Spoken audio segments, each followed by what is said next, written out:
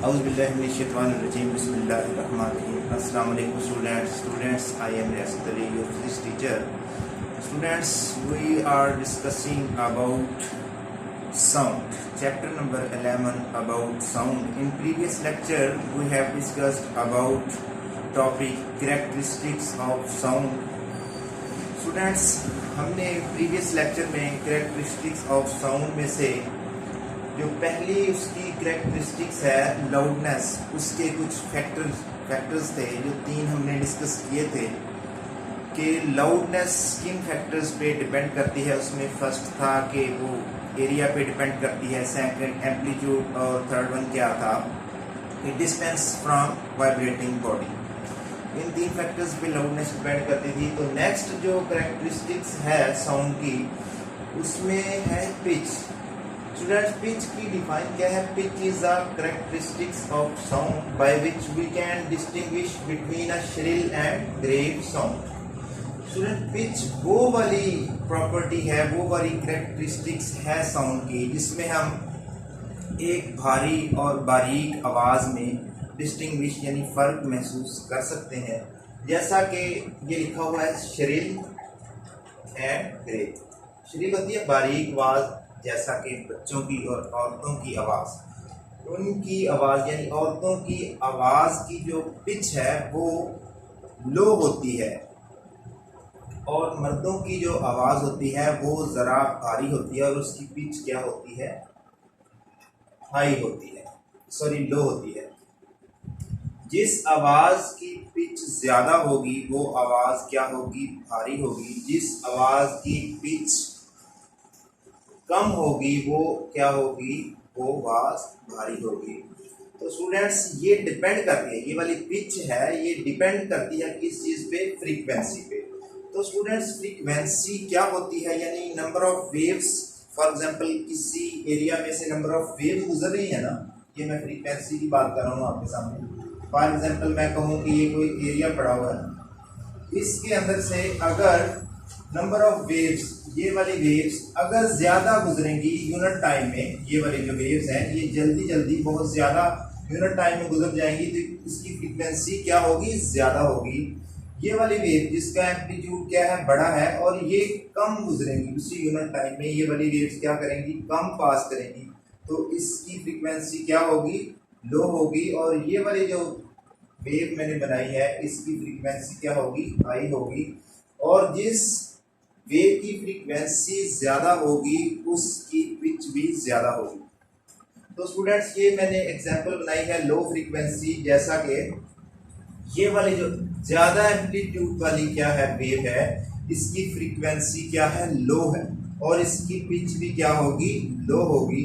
ये वाली जो वेव है, ये वाली जो वेव मैंने ड्रा की है, ये किसी यूनिट एरिया में या कोई भी आप सरफेस ले लें कि वहाँ से कितनी वाइब्रेशंस गुजरती हैं, ये वाली अगर उसी टाइम में बहुत ज़्यादा वाइब्रेशंस गुजरेंगी तो इसकी फ्रीक्वेंसी क्या होगी? बहुत हाई होगी और पिच भी इसकी क्या होगी? बहुत ज़्यादा होगी। इसकी जो फ्रीक्वेंसी है ये लो होगी और इसकी फ्रीक्वेंसी लो होगी तो इसकी पिच भी क्या होगी? लो। तो स्टूडेंट्स, हमें पता चला कि जो पिच होती है हमें भारी और बारीक आवाज़ में डिस्टिंग्विश करने में मदद करती है और ये डिपेंड करती है किस चीज़ के ऊपर? फ्रीक्वेंसी के ऊपर। और फ्रीक्वेंसी है क्या वो मैंने अभी आपको बताया है। नेक्स्ट है जी कैरेक्टरिस्टिक ऑफ साउंड में जो थर्ड है वो कौन सी है? क्वालिटी। स्टूडेंट्स, हम जैसे कोई चीज़ बाजार से खरीदने जाते हैं किसी शॉपिंग मॉल से, तो हम क्या करते हैं? कोई ओरिजिनल चीज़ हम अगर लेने जाते हैं तो हमें डुप्लीकेट मिल जाती है, तो हम क्या करते हैं? सबसे पहले उसका रैपर चेक करते हैं, पैकिंग चेक करते हैं, उसके ऊपर जो बार कोड है उसकी नंबरिंग सारा कुछ हम देखते हैं। अगर वो वाले सारे फैक्टर क्या करें? मैच कर जाएं तो हम कहेंगे कि इस चीज़ की क्या है? क्वालिटी ज़्यादा है। इसी तरह स्टूडेंट्स, हमने क्या करना है कि जो वॉइस है, जो साउंड है, आवाज़ है, उसकी भी क्वालिटी हमने चेक करनी होती है। क्योंकि अगर कोई डुप्लीकेट चीज़ बना दे, उसकी शेप वैसी बना सकता है, उसकी पैकिंग वैसी बना सकता है, लेकिन हमने उसको डिस्टिंग्विश कैसे करना है? हम कुछ पैरामीटर्स देखेंगे, उनके थ्रू हम क्या करेंगे? उसको जज कर सकेंगे कि इसकी क्वालिटी क्या है। इसीलिए जब हमने साउंड की क्वालिटी को चेक करना है, यानी अब हम खड़े हैं और दीवार के पीछे हमने उन बच्चों की आवाज़ सुननी है जो जिनसे हम यूज टू हैं, यानी कि हमारी क्लास के बच्चे हैं, वो दीवार के दूसरी तरफ भी बोलेंगे तो हम पहचान सकते हैं कि ये फलां नाम का बच्चा हो रहा है और ये वाला फलां क्या है। हाँ, उनकी पिच सेम ही हो, उनकी आवाज़ एक ही लाउडनेस की हो, लेकिन फिर भी हम डिस्टिंग्विश कर लेते हैं। वो किस वजह से कर सकते हैं, उसके लिए किस चीज़ की जरूरत होती है, वो हम उसकी क्वालिटी देख के कर सकते हैं। जैसे मैंने कहा कि पैकिंग भी सेम है, नंबरिंग भी सेम है, फिर भी हमने कुछ पैरामीटर्स रखे होते हैं उसका म्यार चेक करने के लिए कि ये इस कंपनी की है, ये उससे ज़रा लो है। तो स्टूडेंट ऐसे ही क्वालिटी है साउंड की। अब एक एग्जांपल है ट्यूनिंग फोर्क की, फ्लूट की और क्लैरिनेट। स्टूडेंट्स, ये मैंने कुछ वेव फॉर्म ड्रा की हैं, यानी कि इन तीनों से जो मैंने इंस्ट्रूमेंट बताए हैं, इन तीनों से जब वॉइस यानी साउंड प्रोड्यूस होती है तो हमने जब डिस्टिंग्विश करना है तो इसकी वेव फॉर्म को देख के डिस्टिंग्विश करेंगे कि ये इनकी आवाज़ों में ज़रा डिफरेंस है। हाँ, उनकी लाउडनेस पिच सेम ही क्यों ना हो, लेकिन हम कहेंगे कि अब कुछ हमारे पास फैक्टर आ गए हैं जिसकी बिना पे हम उसको डिस्टिंग्विश कर सकते हैं कि इसकी क्वालिटी इस वाली वॉइस से क्या है, ज़रा डिफरेंट है। उसके लिए सबसे जो बेहतरीन पैरामीटर वो कौन सा देखते हैं, वेव फॉर्म। ये देखिए, ये ट्यूनिंग फोर्क की जो ए वाला पार्ट है उसमें मैंने ट्यूनिंग फोर्क की वेव फॉर्म ड्रा की है, वो बहुत स्मूथ है। उससे नेक्स्ट क्या है जो आपको मैंने फ्लूट बताया है, इसकी जो ज़रा क्या है, वेव फॉर्म ज़रा डिस्टर्ब है। तो इससे हम कहेंगे कि बेशक उसकी लाउडनेस और पिच थोड़ी बहुत मिलती है, लेकिन हम उसकी वेव फॉर्म को देख के डिस्टिंग्विश कर सकते हैं कि इस वाली वेव फॉर्म से इसकी वेव फॉर्म अलग है, तो इसकी क्वालिटी भी साउंड की ज़रा डिफरेंट होगी। नेक्स्ट क्या है, ये क्लैरिनेट। क्लैरिनेट एक होता है, टॉय होता है बच्चों का, या एक इंस्ट्रूमेंट कह लें जो बिल्कुल एक पाइप नुमा होता है, उसमें होल होते हैं और उसके ऊपर बाज़ औक़ात बटन होते हैं जो बारी बारी प्रेस किए जाते हैं, या आवाज़ दफ़ा उसमें होल होते हैं जिसको एक दफ़ा होल में हम आवाज़ ऐसे फिल करते हैं तो फिर एक होल को छोड़ के फिर उसमें से डिफरेंट टाइप्स की आवाज़ प्रोड्यूस होती हैं। अब क्लैरिनेट की क्या है, ये वाली वेव फॉर्म ज़रा क्या है और डिफरेंट है। तो स्टूडेंट्स, एक और बात, जब हम हमारे डॉक्टर हजरात क्या करते हैं, हार्ट बीट चेक करते हैं तो कुछ इस तरह से जो ईसीजी करवाते हैं, कुछ इस तरह की वेव फॉर्म नज़र आ रही होती है। जब ये वाली ओरिजिनल वेव फॉर्म से ज़रा इसका कोई स्ट्रक्चर फॉर एग्जांपल इस तरह का होने लग जाए तो क्या होता है कि ये जो हार्ट बीट है इसमें प्रॉब्लम आना शुरू हो गया। हम देख लेते हैं कि इसकी जो ओरिजिनल ईसीजी की जो हार्ट बीट की ओरिजिनल वेव फॉर्म है वो ये वाली है। अगर उसकी क्वालिटी में कुछ चेंज आ जाएगा तो समझ लेंगे कि वो क्या है, वो बंदा हार्ट पेशेंट है, उसकी क्वालिटी लो है या अप है, उससे डाउन है। तो स्टूडेंट्स, ये वाले पैरामीटर्स हैं, यानी हमने वेव फॉर्म को चेक करके उसकी क्वालिटी का बता देना है कि ये इस क्वालिटी की वेव है, ये इससे डिफर है। तो नेक्स्ट क्या है स्टूडेंट्स, इंटेंसिटी। इंटेंसिटी क्या होती है, ये आपको क्वेश्चन भी आ सकता है कि रिलेशन फॉर इंटेंसिटी लेवल आप प्रूव करें। ये क्या है, sound energy passing per second through a unit area held perpendicular to direction of propagation of sound wave is called intensity of sound. तो स्टूडेंट, इसको समझाने के लिए कि कोई एरिया जो परपेंडिकुलर, ये वाला डस्टर है ना, या फॉर एग्जांपल ये वाली कोई ये कैलकुलेटर है, तो इसको अगर मैं ऐसे परपेंडिकुलर, ये आपकी तरफ इसकी क्या फेस है, ये वाला परपेंडिकुलर मैंने रखा हुआ है, ठीक है। अगर मैं इसको ऐसे हॉरिजॉन्टली रखूंगा तो ये इसका कम फेस आपको नजर आएगा, अगर मैं परपेंडिकुलर करूंगा तो ये वाला फेस आपको क्या होगा, ज्यादा नजर आएगा। बिल्कुल ऐसे ही है, अगर कोई वाइब्रेटिंग बॉडी है, इधर कोई बॉडी पड़ी हुई है और वो क्या कर रही है, वाइब्रेट कर रही है, और इसके सामने मैंने कोई एरिया रखा है जो परपेंडिकुलर है, यानी इंटेंसिटी की बात कर रहे हैं हम, यानी आवाज की क्या है, शिद्दत। किसी चीज की इंटेंसिटी हम जब नोट करते हैं तो क्या करते हैं, sound energy passing per second through a unit area held perpendicular, ये वाला जो एरिया है ये परपेंडिकुलर पड़ा हुआ है इस जो साउंड प्रोड्यूस हो रही है इसके सामने। तो ये हमने देखना है इसमें पर यूनिट टाइम में कितनी वेव्स गुजरती हैं। अगर यूनिट टाइम में फॉर एग्जांपल हम जितना भी टाइम मेंशन कर लें, फॉर एग्जांपल 2 सेकंड है, हम देखेंगे ये वाली जो इस बॉडी से साउंड प्रोड्यूस हुई है, इस एरिया में से जो इसके परपेंडिकुलर पड़ा हुआ है, इसमें कितनी गुजरी है, इसमें से कितनी पास कर गई है, नंबर ऑफ वेव्स हमने चेक करनी है।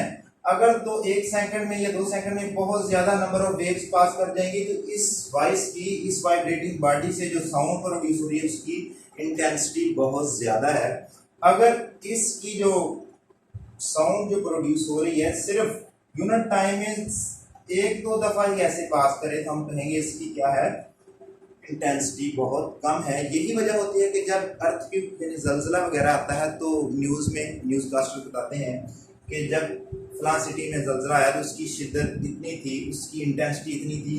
वो बेसिकली यही देखते हैं कि जो वाइब्रेट हुई है, जो वाइब्रेशंस हैं वो किसी एरिया में से, वो कोई भी एरिया लेके वहाँ से जजमेंट करते हैं कि उस एरिया में से यूनिट टाइम में कितनी वाइब्रेशंस पास की हैं और उस अर्थक्वेक की, उस ज़लज़ला की कितनी शिद्दत है। तो स्टूडेंट्स नेक्स्ट हमने क्या करना है, साउंड इंटेंसिटी लेवल का जो कैलकुलेशन है, उसका रिलेशन है वो हमने फाइंड करना है। तो जो आम तौर पे हमारा ह्यूमन ईयर है उसकी रेंजेस होती हैं कुछ आवाज़ को सुनने की, यानी 10⁻⁻12 वाट पर मीटर स्क्वायर। इसमें वाट पर मीटर स्क्वायर इसका यूनिट कैसे है, फॉर एग्जांपल वो वाला है, ये वाली जो साउंड एनर्जी है इसमें से पास करती है, क्या मैंने कहा है, साउंड एनर्जी पास करती है पर यूनिट टाइम में, कहां से, जो ये वाला पड़ा हुआ है एरिया, पर यूनिट एरिया में से।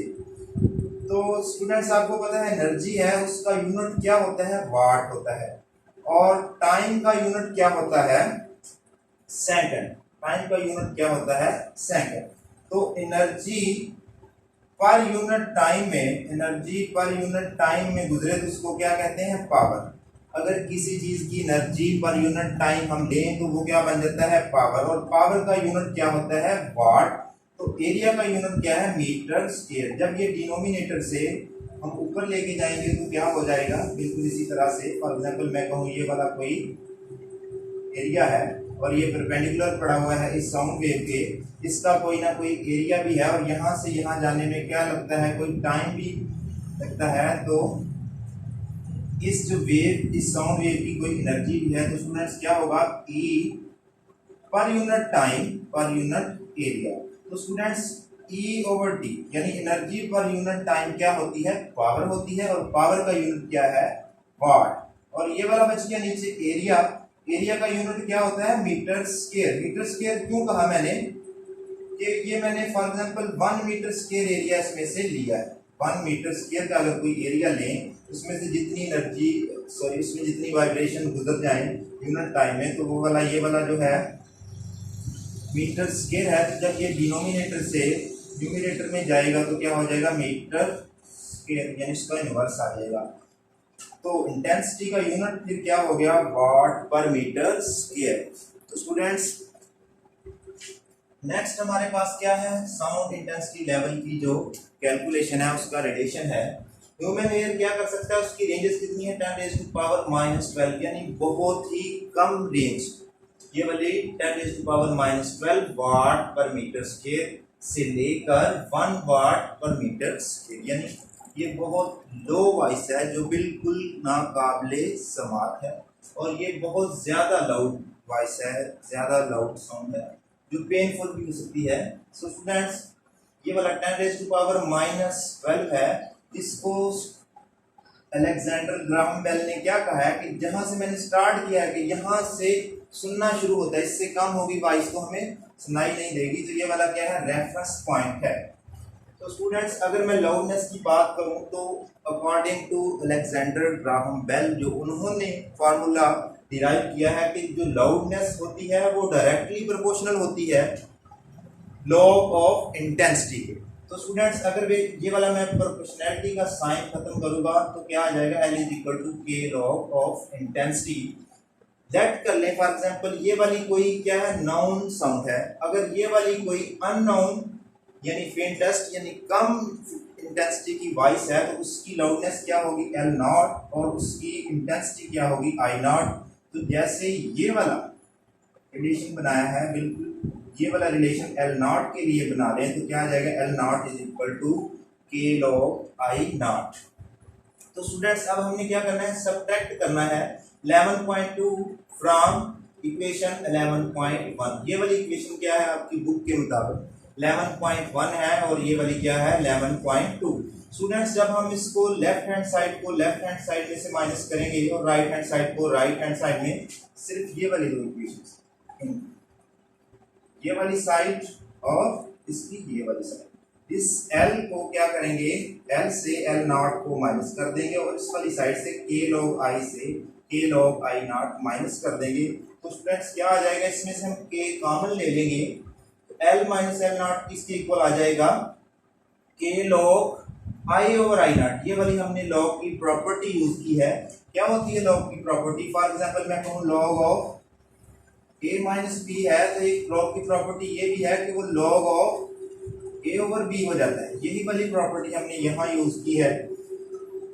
तो क्या फार्मूला बन गया साउंड इंटेंसिटी लेवल का, L minus L not is equal to K log I over I not.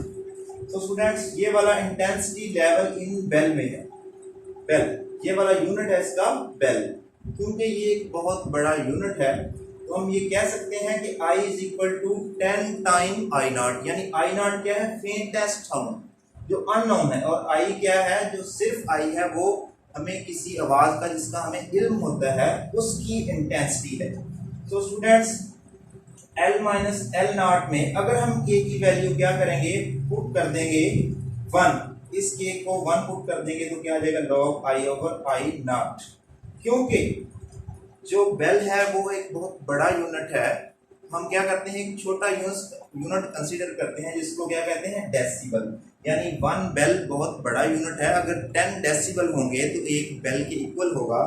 तो सो हम इंटेंसिटी लेवल इन डेसिबल निकालने के लिए क्या करेंगे, L माइनस L नॉट को क्या करेंगे 10 डेसिबल, यानी जब हम डेसिबल में जाएंगे तो साथ में क्या लगाएंगे 10 लगाएंगे। तो स्टूडेंट्स साउंड इंटेंसिटी लेवल का ये वाला जो फार्मूला है L माइनस L नॉट, ये अगर हमने इंटेंसिटी लेवल इन डेसिबल में निकालना है तो ये क्या बनेगा, L minus L not is equal to 10 log I over I not decibel.